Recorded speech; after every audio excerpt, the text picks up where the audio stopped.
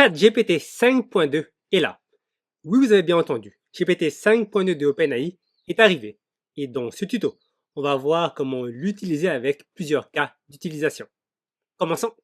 On débute par cet article d'introduction de GPT 5.2 d'OpenAI.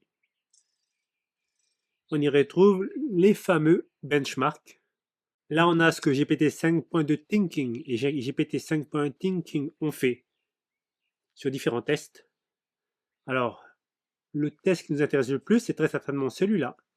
SWE Bench Pro Public pour les ingénieurs en informatique. Donc GPT 5.2 Thinking a fait 55%, ce qui est pas mal du tout. À titre d'indication, Claude Opus 4.5 est à 52%. Et Gemini 3 Pro, 43.3%.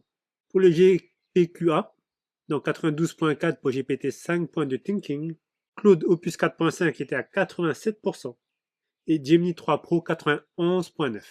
Donc on peut dire que GPT 5.2 Thinking les surpasse. Si on descend, vous avez d'autres tests qui ont été réalisés et on peut voir ce qu'ils ont fait. Je vais laisser alors ce lien en description, comme ça vous allez pouvoir y aller. Pas besoin de mon aide pour lire. Passons au cas d'utilisation. On est sur chatgpt.com. La première chose à faire, c'est d'être sûr en haut à gauche, d'être sur GPT 5.2 Thinking, donc le meilleur modèle. Et donc, pour notre premier cas d'utilisation, on va mettre ce prompt. Using HTML, CSS and JavaScript, generate a browser-based OS. Traduction. Créer un système d'exploitation fonctionnant dans un navigateur à l'aide de HTML, CSS et JavaScript. Donc, on commence directement par tester ses capacités en tant que codeur. Personnellement, j'aime beaucoup ce test. C'est terminé. Alors, je n'ai pas trouvé de bouton pour télécharger le fichier index.html. Donc, ce que je vais faire, je vais prendre le code et créer moi-même mon fichier où je copie le code pour avoir mon script et je sauvegarde. Ensuite, je vais dans le dossier de mon fichier et je clique 2 fois sur ce fichier index.html. Et voilà. Donc, on a notre OS dans un navigateur. Ça semble pas mal du tout. Je vais fermer ces fenêtres. Je vais sur Start. Donc, je vois qu'il y a plusieurs boutons. Alors, premier défaut, vous voyez là, on voit que ça a été coupé. Si je vais sur About, ça s'ouvre. Très bien. Terminal. Ça semble fonctionner. On peut écrire. OK. Réglages. Donc, wallpaper, donc l'arrière-plan. Night pour le noir. Sunset. OK. Aucun souci. Ça fonctionne. Le code fonctionne. Il y a des petits défauts, mais tout va bien. C'est néanmoins dommage que ChatGPT 5.2 ne m'ait pas automatiquement donné le fichier. Je pense que si je lui demande, il le fait. Donc, je lui dis, donne-moi un lien pour télécharger le fichier index.html. Voilà, il me donne un lien pour télécharger. Très bien. Cas d'utilisation 2, on va tester la capacité de raisonnement de ChatGPT 5.2 avec ce que je vais appeler un super prompt. Pourquoi? Tout simplement parce qu'il va pouvoir tester la capacité de raisonnement à plusieurs niveaux. Alors, pour ceux qui sont uniquement intéressés par le codage, ou je devrais dire le vibe coding, allez à l'autre cas d'utilisation. Là, ça sera purement du raisonnement.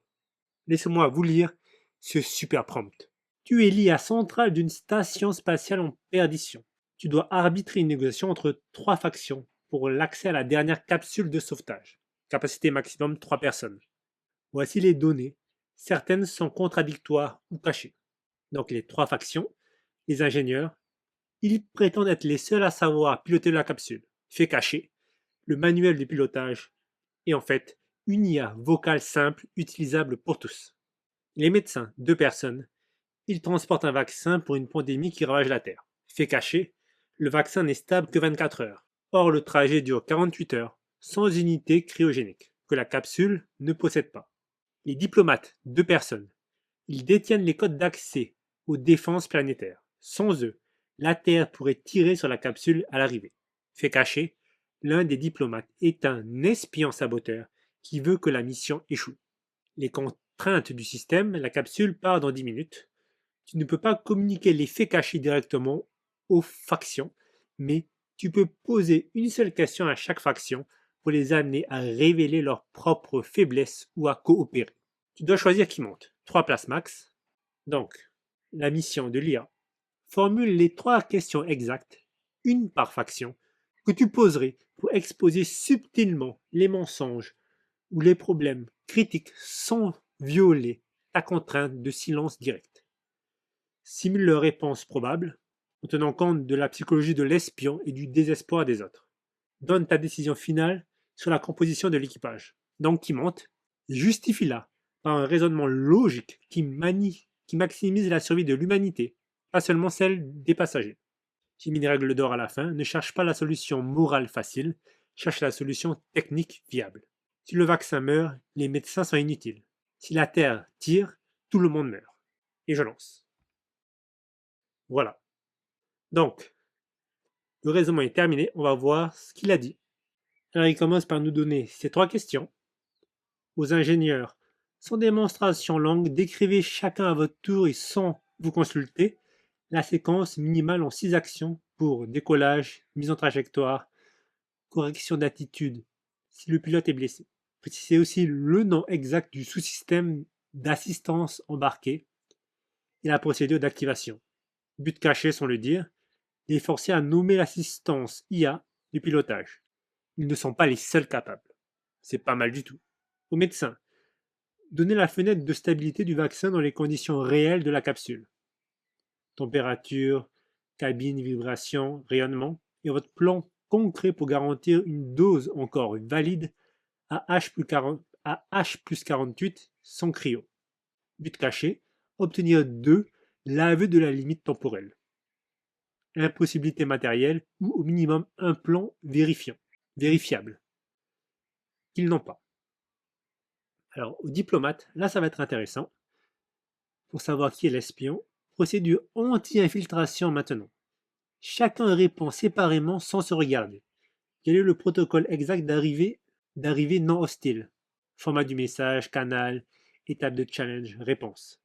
Quelle est la méthode de rotation, neutralisation des codes si compromission interne?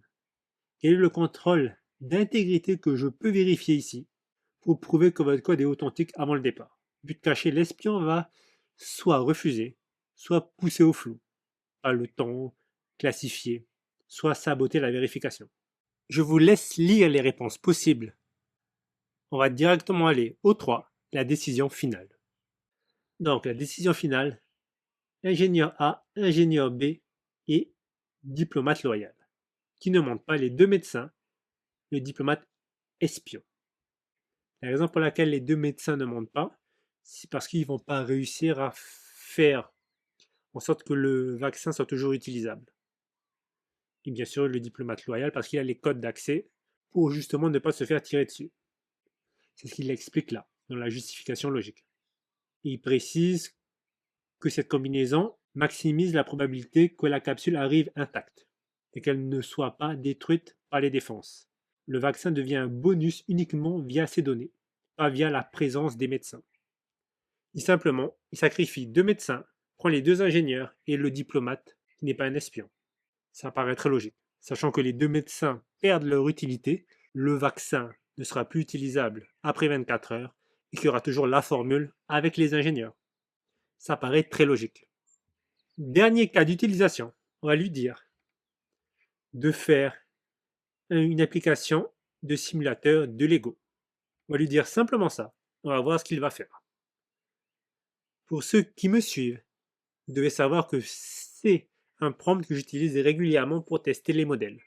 Pourquoi? Parce qu'il est simple et il permet de voir le côté technique de l'IA.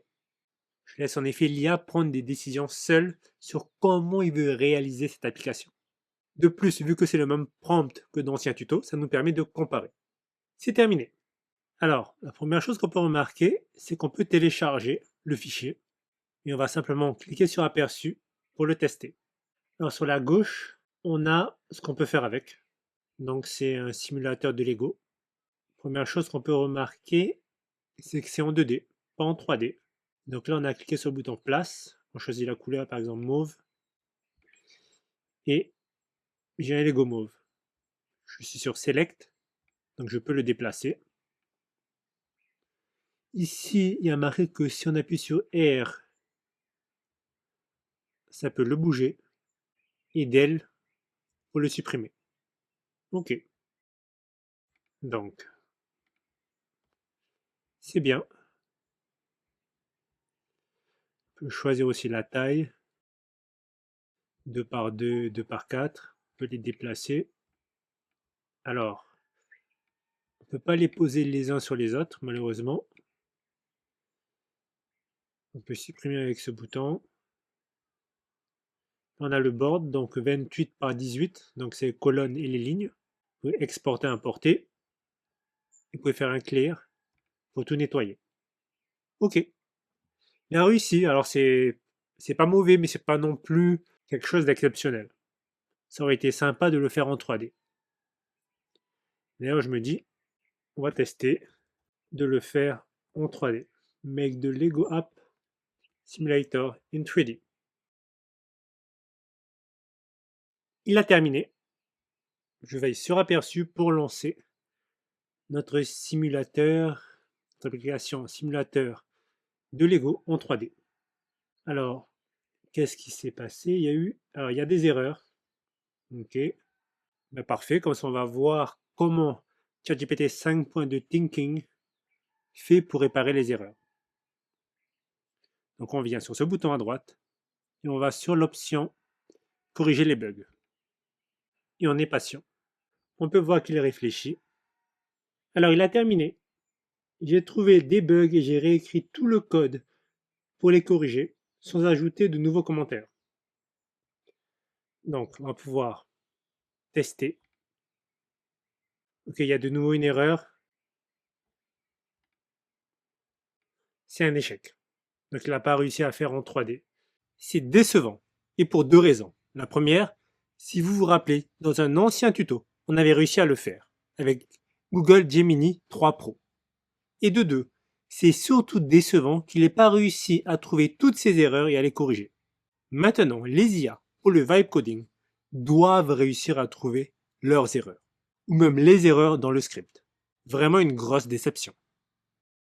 Pour terminer, je vais répondre à la question pourquoi vous n'avez pas encore ChatGPT 5.2?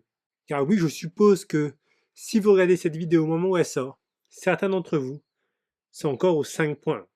Tout simplement parce que OpenAI va lancer petit à petit GPT 5.2. Il va privilégier cet accès aux utilisateurs payants, ce qui est normal, mais pas d'inquiétude. Sous 48 heures, normalement, tout le monde, les plans payants et gratuits, auront accès à GPT 5.2. Aussi, j'ai déjà vérifié sur l'application ChatGPT d'OpenAI sur votre téléphone, donc, il y a bien déjà 5.2. Cette vidéo touche à sa fin. J'espère que vous l'avez appréciée. N'hésitez pas à me dire en commentaire comment vous utilisez GPT 5.2 d'OpenAI. Je vous dis à très bientôt pour de prochains tutos.